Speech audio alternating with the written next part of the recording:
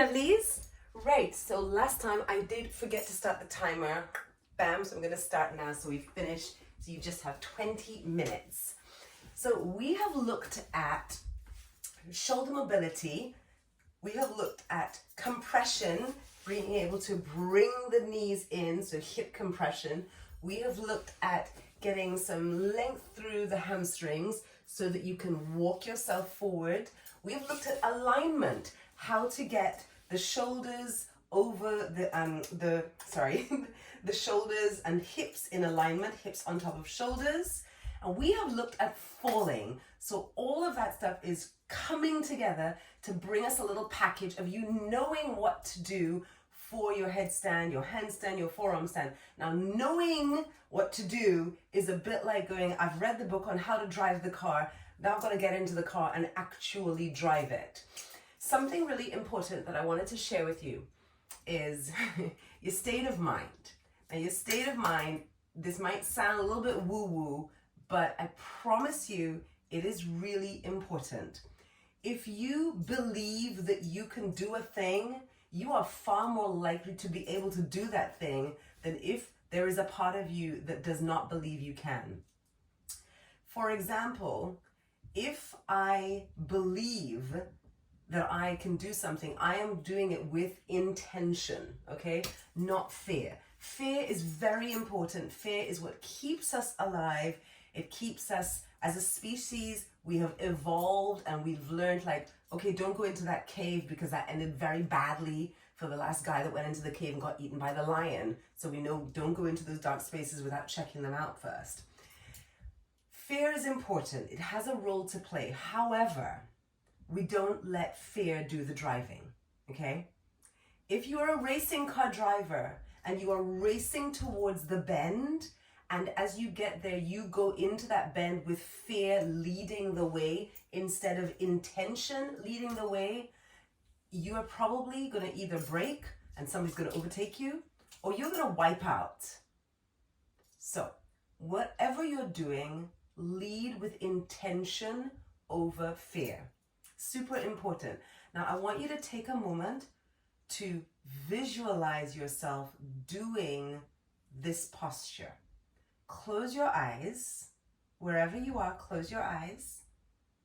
And I want you to see and feel your body engaged and ready to go upside down.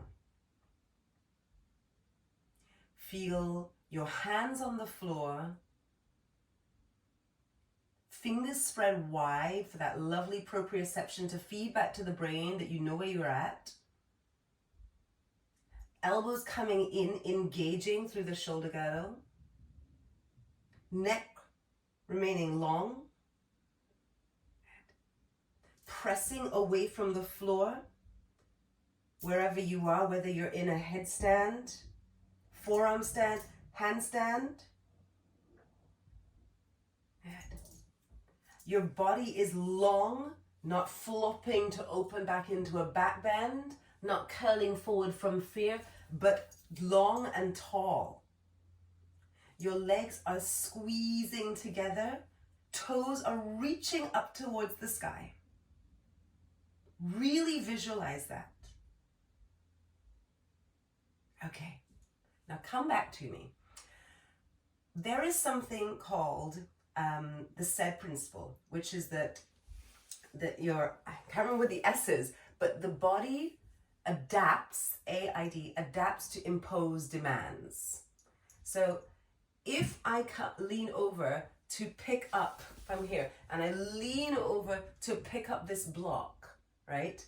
I don't need to really squeeze to pick it up, okay? Because my body adapts itself to the imposed demands.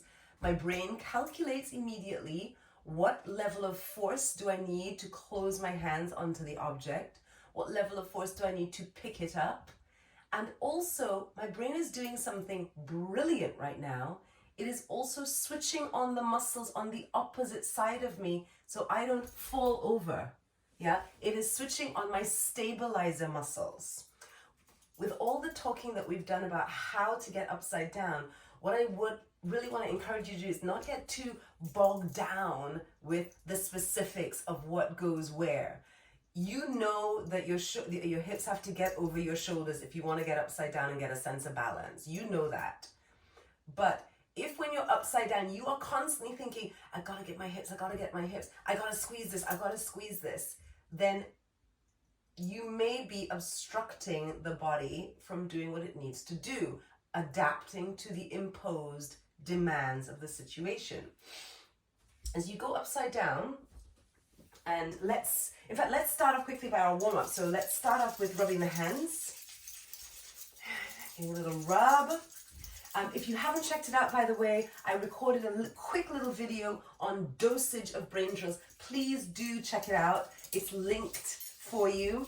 So, and if you're viewing this later, then it will be in the collection. But please do have a look because it's quite important. This is one of the brain drills. So we're sweeping the hand as though you're having a shower. You're washing from your shoulders down to your fingertips, from your fingertips up to your armpits, both sides. Sorry for the jangling of my bracelets. Across the shoulders, through the tummy, the hips, glutes, through the legs, and all the way down the backs of the legs, through the toes. Brilliant. Good. Take a little shake it off. Nice. And then we lift the arms up. Let's exhale, forward fold. Inhale, lifting up. Exhale, forward fold. And inhale, lifting up. Exhale to bow. So we want to get a little bit more space into those hamstrings. Good. And come forward. Take the right foot forwards now. And we're going to see if we can increase this range of motion. You're going to lift the left leg up and look back at your left toes. We'll come back into that movement with intention in 1 second. So your leg might be down here, or your toes might be up vertical. Yeah, so I haven't warmed up yet before this. Left leg really reaching, toes reaching. Good, and come back down. Good. So we're going to see if we can increase that range of motion. Let's again do a little hands, arms. I just want to see if this is going to increase the range of motion. So when you went upside down, you lifted your leg up. Hopefully you will remember, you have looked back at your toes to see where they were pointing at. If you didn't do that, just quickly go, whoop, okay, I'm pointing at this little spot on the wall or on the floor or on the ceiling. Okay? It's through. Okay, now let's check it out. Have we increased our range of motion, lifting up? Good. That's worked well for me. That's a drill that usually works well in my body.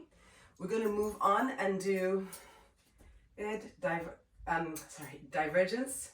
So fingers close, one finger close to the nose, take it away, close the eyes, bring it back, open the eyes, take it away, bring it back. Oh, I want to look out the window.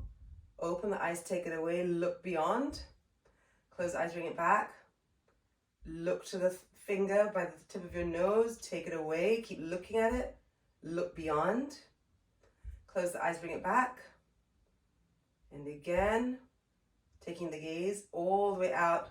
Let's do that one more time. Good. And then let's see if that's helped any. Good. So again, that divergence is a drill that for me works well in my body. For you, maybe okay, maybe good, maybe bad. You work it out in your body.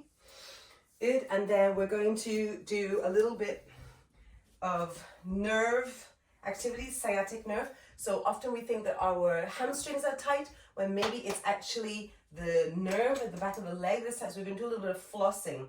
So you're going to extend the leg out. If you have your props, then place your hands on your props.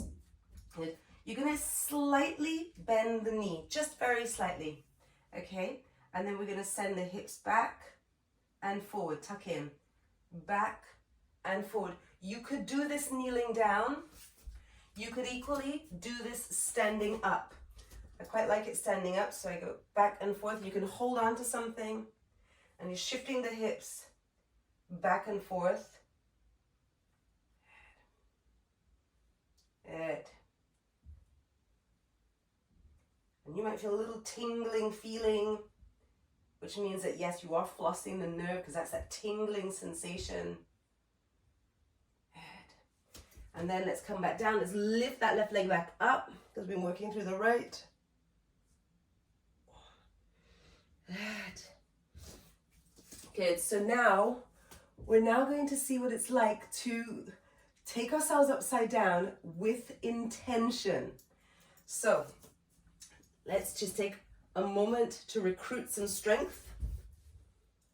Onto your forearms, forearm plank, rounding away the shoulders, holding here 10 breaths. 9, 8, 7. What's amazing is that the world record for this, for a woman, is 9 hours. 9 hours. That's insane. And lower your knees, lift the chest. And then extend your arms forwards. Head on the ground. And you shrug your shoulders towards your ears. Toes pointed. A little tuck in the tailbone to lengthen. See if you can imagine lifting your belly button slightly off the ground. Good. Now look to your hands. Lift your head, look to your hands. Lift your head not too much. Good. Here is your handstand. Legs are engaged. Little tuck of the pelvis. Good. Now notice, can you bring your awareness to how the muscles feel on the side body? Good. Sides of the rib cage. Your stability muscles. And release. Yeah, let's do that again. Toes pointed, thighs engaged, glutes engaged. Really reaching as though you want toes to touch the wall, hands to touch the wall, hands flexed, shoulders up to your ears. Lift the gaze slightly, looking between the thumbs, only just. Lift up the belly button, slight tuck of the tailbone. We want to teach your body to remember this. And release. Good. Let's do that one more time. Toes really reaching away. Your belly button slightly lifted. And really reach. Gazing to the thumbs. Neck should be still soft. Shoulders are reaching forwards. And release. Good. Come to find yourself up. We are going to see what it's like to take a few little L jumps with intention and not fear. Little L shapes. Now, depending on what you're working on, if you would like to work on this with your forearms to the ground for pincha, or with your hands on the ground for handstand, even if you are not working towards a handstand and your focus for this course is headstand, I still want to invite you to do this because it's about a mindset, okay? In your headstand, we don't ever want to jump, yeah? With headstand and forearm stand, there's a little bit of a jump, but it's not as aggressive as you might think. Because if I really throw myself all the way back, then I don't give any time for my body to, for my brain to go, oop, that's that vertical point, that's where I want to stop. So I have to learn how to jump in a way that is more controlled. So I'm going to come this way in your down dog or in your forearm, in your dolphin. We're going to lift the left leg up. You're going to bend the right knee. Toes are pointed. And then point the right toes as you jump. Point and extend the right leg as you jump. Left leg stays straight. Just lifting up and down. Notice in yourself, take a pause, go, am I jumping with fear or intention? And come back again. Forearms, for those of you working on pincha, or hands elbows off the ground for those of us working on headstand or handstand. Left leg lifts, we bend the right knee, and as you jump, you straighten the right leg and point the toes. For 1, for 2, for 3. Maybe you find the space to hold. If that's the case, hold your L shape, pushing away from the floor.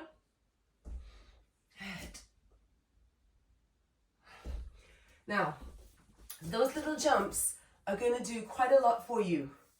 They're going to teach your brain that what you are doing is safe, number 1. Number 2, jumping is really good for our bones.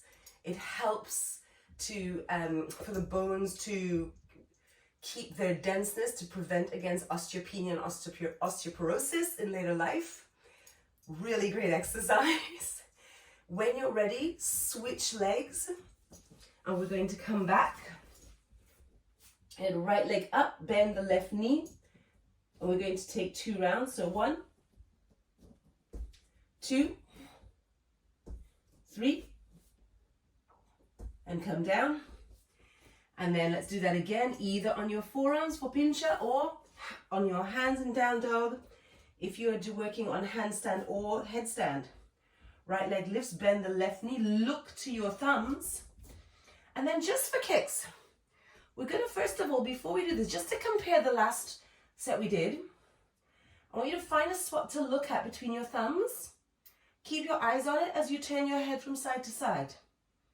Keep your eyes on that spot as you turn from side to side. Good. And then keep your eyes on it as you nod up and down. Yeah, keep your eyes on that spot.